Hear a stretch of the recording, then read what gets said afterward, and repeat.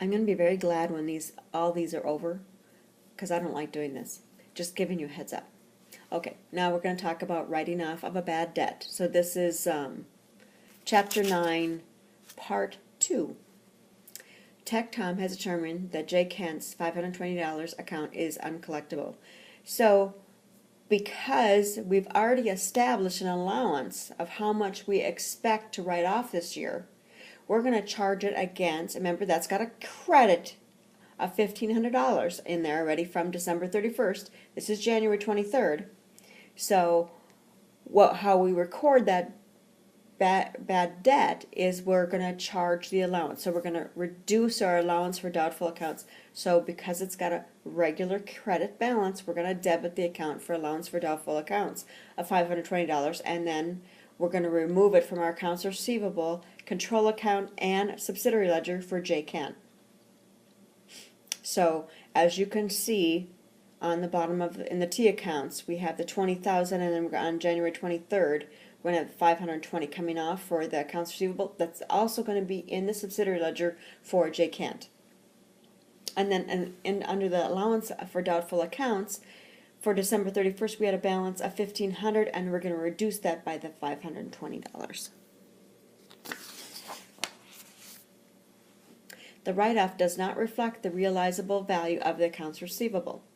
So before the write-off, you can see that we're at $18,500.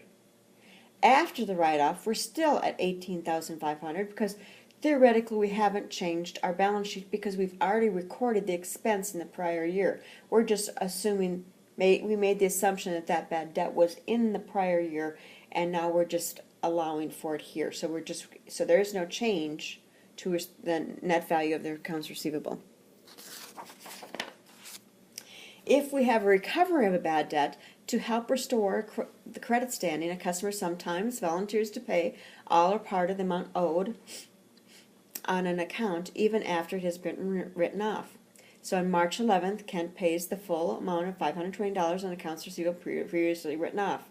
So you'll do the same thing we did before. You're going to reestablish your accounts receivable and put it back into the allowance for doubtful accounts. So it's similar to the other entry we did for the direct write-off when we recovered stuff, because you have to reestablish it.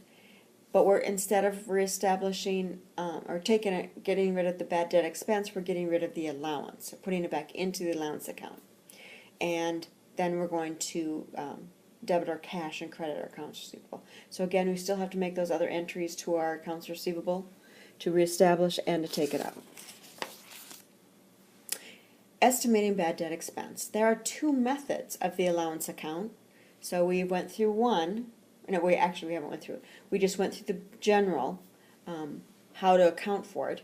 But there are two methods in computing it. One is the percentage of sales method, and the other one is the accounts receivable methods, which is the percent of accounts receivable and an aging of accounts receivable. So there's theoretically three methods, but it's really two. So you have based on sales, which is the income statement method, or accounts receivable, which is the balance sheet method. Percentage of sales method, bad debt expense is computed as follows. You